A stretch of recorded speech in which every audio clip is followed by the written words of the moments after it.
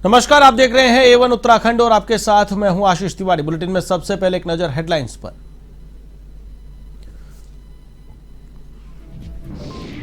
मुख्यमंत्री पुष्कर सिंह धामी ने ली लोक निर्माण विभाग की बैठक, अधिकारियों को दिए सख्त निर्देश। निर्माण कार्यों में किसी भी प्रकार की नहीं की जाए लापरवाही।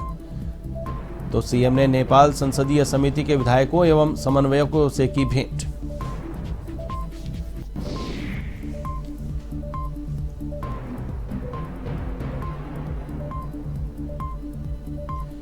भाजपा नेताओं के साथ बढ़ती मेल मुलाकातों के बाद हरीश रावत बने चर्चा का केंद्र। कहा, बुढ़ापे में नहीं सोच सकता पार्टी बदलने के बारे में। सीएम धामी और मैं घायल योद्धा, दोनों ने बैठकर अपने अपने घावों को किया साझा।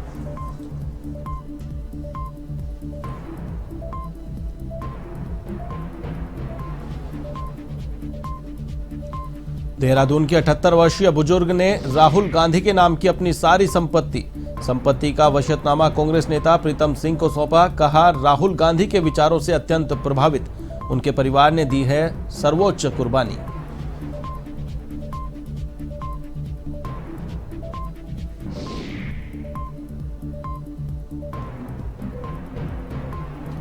तीन मई से होगा चार धाम यात्रा का आगाज। केदारनाथ आने वाले यात्रियों के लिए आई खुशखबरी। हेली सेवा के लिए ऑनलाइन टिकटों की बुकिंग शुरू। उत्तराखंड नागरिक उड्डयन विकास प्राधिकरण ने पूरी की तैयारियां।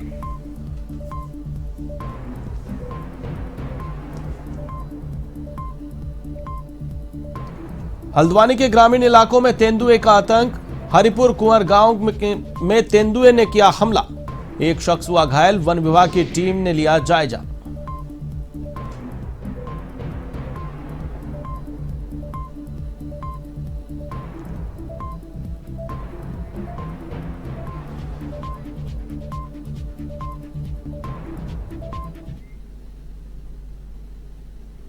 और अब खबरें विस्तार से।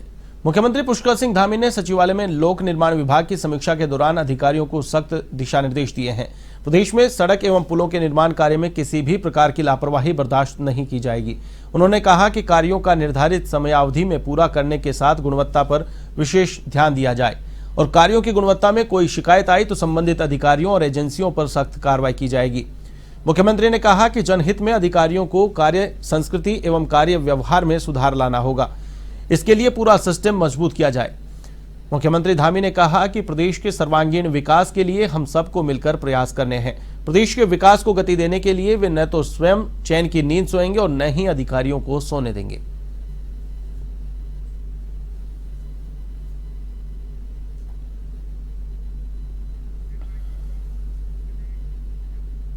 उत्तराखंड के मुख्यमंत्री पुष्कर सिंह धामी ने देहरादून स्थित सचिवालय में वन विभाग की समीक्षा बैठक ली। इस दौरान सीएम धामी ने अधिकारियों को निर्देश दिए कि गुलदार और अन्य वन्य जीवों के आक्रमण से मानव सुरक्षा के लिए विभिन्न विभागों के समन्वय से एक टास्क फोर्स बनाई जाए।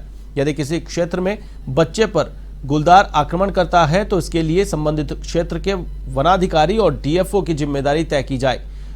वहीं गुलदार के मानव आक्रमण से संबंधित चिन्हित स्थानों के लिए एक्शन प्लान भी बनाया जाए।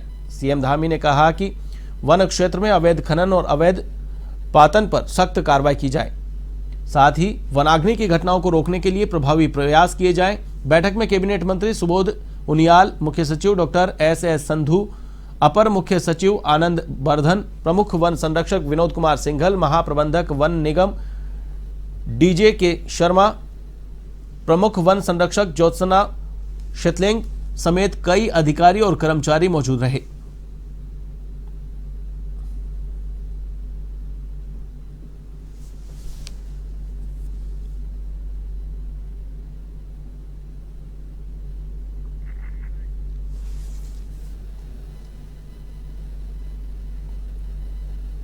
मुख्यमंत्री पुष्कर सिंह धामी ने मुख्यमंत्री आवास पर नेपाल के संसदीय समिति के विधायकों एवं समन्वयकों से भेंट की। मुख्यमंत्री ने समिति के सभी सदस्यों का स्वागत करते हुए कहा कि नेपाल के साथ हमारा रोटी बेटी का संबंध है, हमारी परंपराएं एवं संस्कृति भी मिलती जुलती हैं। उन्होंने कहा कि नेपाल से हमारा संबंध काफी पुराना है। इस दौरान विधायकों ने मुख्यमंत्री का आभार व्यक्त किया और उन्हें पशुपतिनाथ की अनुकृति भेंट की। इस दौरान समिति के अध्यक्ष श्री हरका बहादुर कुंवर, सदस्य महेश दत्त जोशी, भरत बहादुर खटका, कृष्ण बहादुर चौधरी, अक्कल बहादुर रावत, अंबी कुमार थापा और कृष्णराज सुवेदी मौजूद थे।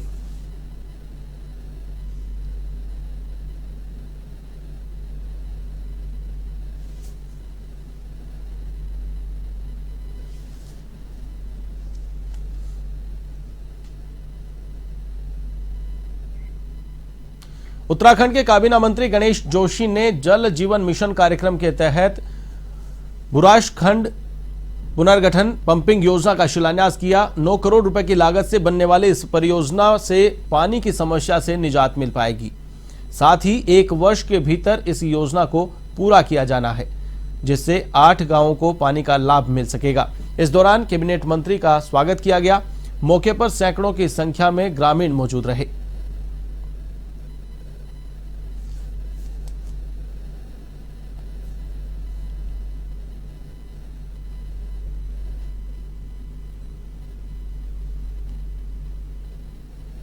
आज लगभग 9 करोड़ की लागत से बुरासखंडा पेयजल योजना का शिलान्यास हमने किया है। मैं आभार व्यक्त करना चाहता हूं देश के प्रधानमंत्री नरेंद्र मोदी जी का, जिन्होंने हर घर जल हर घर नल का नारा दिया। उस योजना के तहत ये काम शुरू हो रहा है। अधिकारियों को मैंने निश्चित किया कि 1 साल के अंदर ये काम पूरा हो जाना चाहिए और इसको बनने के बाद 8 गांव व 35 लोगों की पानी की समस्या का समाधान हो जाएगा। इसी प्रकार मुंडीधार पनियाला के लिए भी 7 करोड़ 57 लाख रुपए हमने स्वीकृत कर दिया है। सर ये बुरासखंडा पंपिंग योजना के नाम से है और 802 लाख रुपए की इसकी कॉस्ट है और 1 साल में इस योजना को पूरा किया जाना है।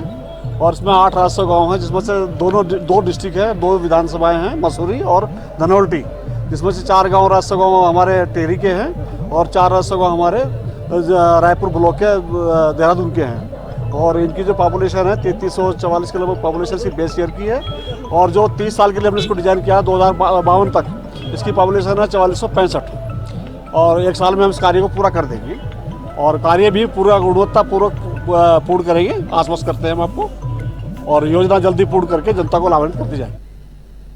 खबर देहरादून से है, जहां परिवहन मंत्री चंदन रामदास ने आईएसबीटी का औचक निरीक्षण किया और यात्रियों से बात करने और व्यवस्थाओं का जायजा लिया। इस दौरान आईएसबीटी पर फैली अव्यवस्थाओं को लेकर उन्होंने नाराजगी जताई और 3 दिन में व्यवस्थाओं को दुरुस्त करने को लेकर अधिकारियों से रिपोर्ट भी मांगी।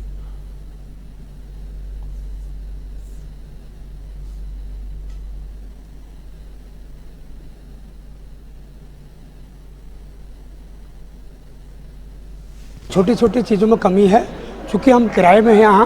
मैं एमडीडी से भी बात करूँगा और सेक्रेटरी परिवहन और सभी लोगों को बिठा के जो भी यहाँ, क्योंकि अंतर्राष्ट्रीय बस अड्डा है, अंतर्राज्यीय बस अड्डा है और इसको बिल्कुल वेल मेंटेन्ड होना चाहिए। भले हम किराए में हैं, अगर हम किराएदार भी हैं, किराए देते हैं, मकान मालिक को भी ज़रा ठीक ठाक करना चाहिए। कैबिनेट मंत्री सौरभ बहुगुणा के पहली बार सितारगंज आने पर स्वागत समारोह का आयोजन किया गया। महाराजा अग्रसेन ट्रस्ट की ओर से कार्यक्रम में भाजपा कार्यकर्ता एवं पदाधिकारी मौजूद रहे। इस दौरान मंत्री सौरभ बहुगुणा ने सभी क्षेत्रवासियों का आभार व्यक्त किया।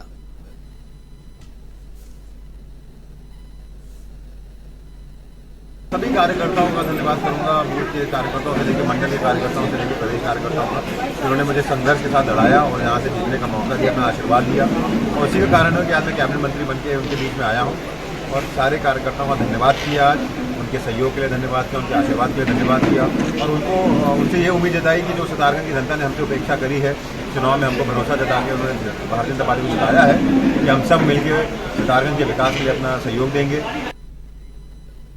भाजपा नेताओं के साथ बढ़ती मेल मुलाकातों के बाद पूर्व मुख्यमंत्री हरीश रावत एक बार फिर चर्चाओं के केंद्र में हैं।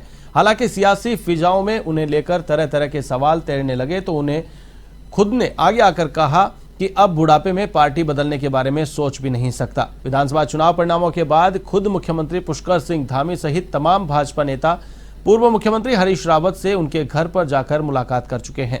इसके बाद 2 दिन पहले हरीश रावत खुद कैबिनेट मंत्री सतपाल महाराज के घर गए थे। हालांकि दोनों नेताओं ने इसे शिष्टाचार भेंट बताया था। इस विषय में एक कार्यक्रम में पहुंचे हरीश रावत को पत्रकारों ने फिर घेर लिया। इस पर हरीश रावत ने कहा कि वह एक घायल योद्धा है। महाभारत में भी घायल योद्धा को देखने विपक्षी खेमे के लोग आते थे। इसमें कोई राजनीति या दूसरा कारण नहीं है। उन्होंने कहा कि मुख्यमंत्री पुष्कर सिंह धामी खुद इस युद्ध में घायल हुए हैं। दोनों ने बैठकर अपने अपने घावों को साझा किया।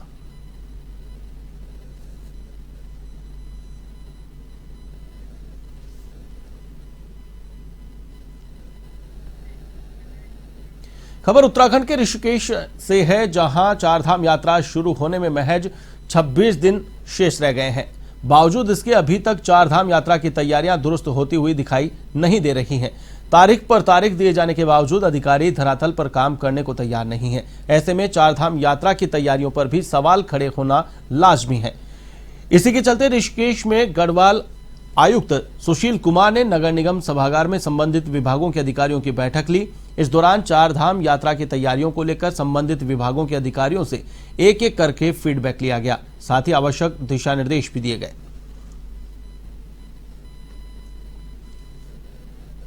पिछले माह जब हमने बैठक की थी तो 31 मार्च तक का समय, लगभग 1 माह का समय, 1 माह से अधिक का समय दिया था। तो कुछ विभागों की स्थिति अभी चिंताजनक थी, तो हमने आज फिर उनको सचेत किया है कि वो जल्दी से अपने कार्य में लगें और आपसी समन्वय से ये कम से कम 20 अप्रैल तक। सर, ऋषिकेश चारधाम यात्रा का प्रवेश द्वार है, पार्किंग की बहुत बड़ी समस्या है, यात्रा बहुत ठीक पे चलना है, टेम्परेरी पार्किंग या किस तरह व्यवस्था की जा रही है? देखिए, पार्किंग की कठिनाई है ऋषिकेश में, लेकिन जहाँ जहाँ अभी हमारी बातचीत हुई है, पार्किंग में जहाँ जहाँ अतिक्रमण है उस पर भी एक अभियान चलाया गया है। इसके अलावा वहाँ पर जो रुकावटें कहीं पर हैं तो उनको दूर किया जाए और अधिक पार्किंग के स्थल अगर विकसित किए जा सकते हैं उसको।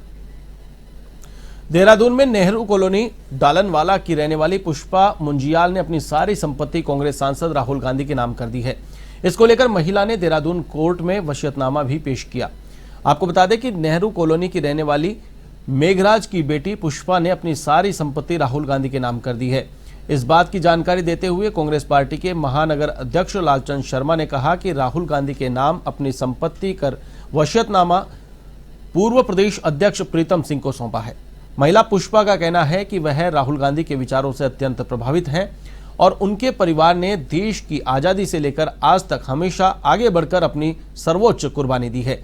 पुष्पा ने कोर्ट में अपनी संपत्ति का पूर्ण विवरण देते हुए राहुल गांधी के नाम वसीयतनामा प्रस्तुत कर कोर्ट से अनुरोध किया है कि उनके बाद पूरी संपत्ति का मालिकाना हक राहुल गांधी को सौंप दिया जाए।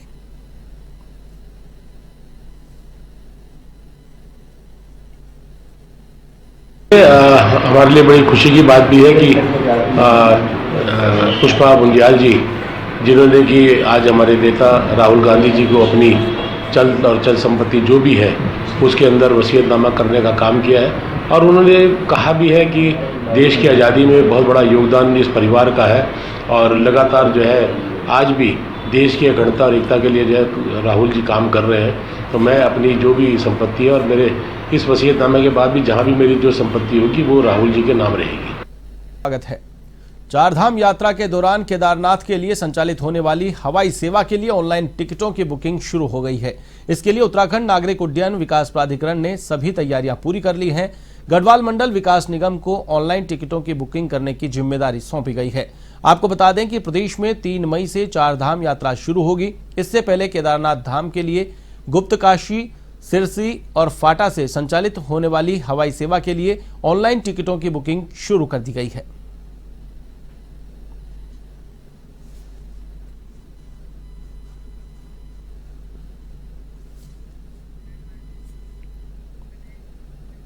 उधम सिंह नगर के किच्छा में हथियारबंद दबंगों ने कांग्रेस नेता पर जानलेवा हमला कर दिया।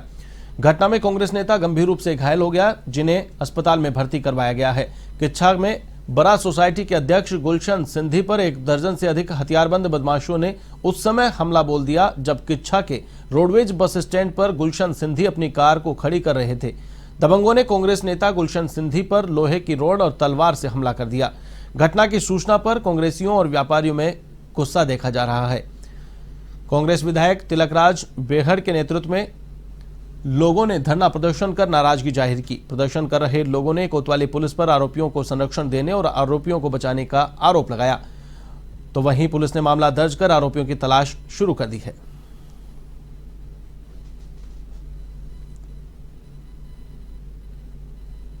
किच्छा में इस प्रकार से कई बार घटनाएं हो चुकी हैं जो यहाँ के लोगों को मारा जाता है, पीटा जाता है।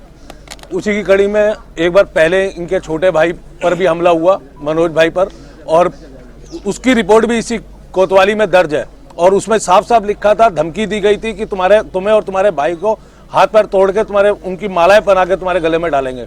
और आज उसका नतीजा ये है कि पुलिस प्रशासन ने उन्हें पूरी शह दे रखी है। इतनी बड़ी घटना होने के बावजूद इतनी देर हो गई है कि कोतवाल साहब चौराहे से यहां तक नहीं पहुंच पाए, सीओ साहब अभी तक नहीं पहुंच पाए यहां पर, और एक बंदा जिंदगी में जूझ रहा है, मृत्यु में जिंदगी में जूझ रहा है। दोनों टांगे तोड़ दी गई, हाथ तोड़ दिए गए, कमर तोड़ दी गई, और लगातार हमला। आज 2 घंटे से वो अस्पताल में जूझ रहा, कोई देखने तक नहीं गया अधिकारी, न सीओ, न कोतवाल, न एसपी, कोई गया ही नहीं देखने। इससे बड़ी दर्दनाक घटना क्या हो सकती है? कोई अधिकारी देखने तक नहीं जा रहा, इससे ज़्यादा शर्मनाक घटना क्या हो सकती है? मैं बैठा हूँ धरने पे, और जब तक इन अधिकारियों को यहाँ से नहीं हटाया जाएगा, ट्रांसफ़र नहीं किया जाएगा, मैं बैठूंगा। और मैं कल सुबह से अनिश्चितकालीन धरने पर बैठूंगा, चाहे मेरे 3 घंटे हो गए हम लोगों को यहाँ पे कोतवाली में बैठे हुए। गुंडे सरेआम घूम रहे हैं। मेरे भाई के ऊपर रोडेज बस स्टैंड के ऊपर जानलेवा हमला किया गया। 15-20 लोगों ने घेर कर चुनावी रंजिश के तहत उनको बहुत बुरी तरीके से मारा, उनके हाथ पैर तोड़ दिए हैं। यह पूर्व में हम लोगों को धमकी दी गई थी, जिसकी तहरीर कोतवाल में भी दी गई थी कि 15 तारीख के बाद, चुनाव के बाद आपके हम हाथ पैर तोड़ देंगे। ये उसी का नतीजा है। प्रशासन सुस्त है, प्रशासन सोया हुआ है, उनको कोई परवाह नहीं है, राजनीतिक दबाव में कार्य हो रहा है। हल्द्वानी के ग्रामीण इलाकों में इन दिनों तेंदुए का आतंक थमने का नाम नहीं ले रहा है। फतेहपुर के जंगल में जहां बाघ का आतंक बना हुआ है, तो वहीं रामपुर रोड पंचायत घर के पास हरिपुर कुंवर सिंह गांव में तेंदुआ के आने से दहशत का माहौल बना हुआ है। तेंदुए ने एक व्यक्ति पर हमला कर दिया, जिसके बाद वन विभाग की टीम गांव में पहुंची और अभी तक वन विभाग की टीम को सफलता हाथ नहीं लगी है।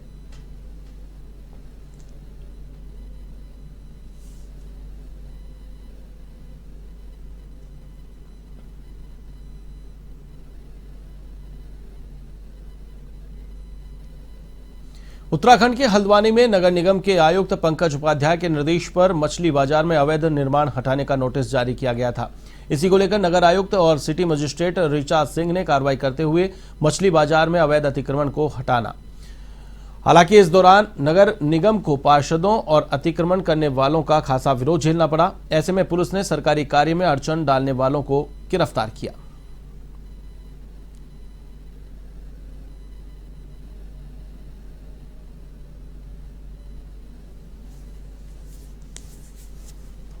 आप देख रहे हैं कि जो मंगलपड़ाव मछली बाजार था, उसमें नगर निगम की जो दुकानें थी या नगर निगम ने जिन लोगों को नोटिस दिया है, कोई वैध प्रपत्र उनके द्वारा नगर निगम को नहीं दिखाया गया है, जिसके क्रम में इन लोगों को नोटिस दिया गया था और उसकी मियाद आज पूरी हो गई थी। इसी क्रम में जो भी अवैध दुकानें थी उनको यहाँ से हटाया जा रहा है और कुछ लोग अपना सहयोग भी कर रहे हैं। मैंने उनसे अपील करी है कि अपना सहयोग अतिक्रमण हटाने में हमें दें, और अगर उनके पास कोई वैध पेपर नहीं है तो अपनी वो दुकानें हटा रहे हैं। तो कुछ लोग दुकानें हटा रहे हैं और जो लोग विरोध प्रदर्शन कर रहे हैं उनकी अरेस्टिंग की गई है। मंगलपड़ाव में जो अवैध रूप से मीट मछली की मार्केट यहाँ चलती थी, जिनका नियमितीकरण नहीं हुआ था, दुकानों को बनाने की वैध अनुमतियां नहीं थी, उनको अवैध घोषित करते हुए उनको समय दिया गया था। आज निर्धारित समय तक उनके द्वारा नहीं हटाया गया, नहीं तोड़ा गया, तो पुलिस प्रशासन की मदद से यहाँ पर कार्रवाई प्रारंभ कर दी गई है। कुछ लोगों ने जो प्रदर्शन किया था, उनपे जो भी सक्षम कार्रवाई थी पुलिस द्वारा वो की गई है। ये जो हमारा अतिक्रमण के विरुद्ध जो अभियान चल रहा था, आज मंगलपड़ाव में मछली बाजार में पहुंचा है। इसमें जो दुकानें चिन्हित की गई थी नगर निगम द्वारा, आज उनको तोड़ा जा रहा है, जो नोटिस का जवाब नहीं दे पाए। इस संबंधित जो पुलिस की पीएसी, सिविल पुलिस तथा फायर की जो टुकड़ियां यहाँ मौजूद है और जो सिक्योरिटी के जो प्रोविजन है वो पूरे पुख्ता है। इस संबंध में कुछ लोगों द्वारा जो प्रोटेस्ट किया गया था, उनको एहतियातन गिरफ्तारी भी की गई है और बाकी लोग अभी शांतिपूर्वक चल। बुलेटिन में फिलहाल के लिए बस इतना ही। मुझे दीजिए इजाजत। देश और दुनिया की तमाम खबरों के लिए आप देखते रहिए A1 TV। नमस्कार।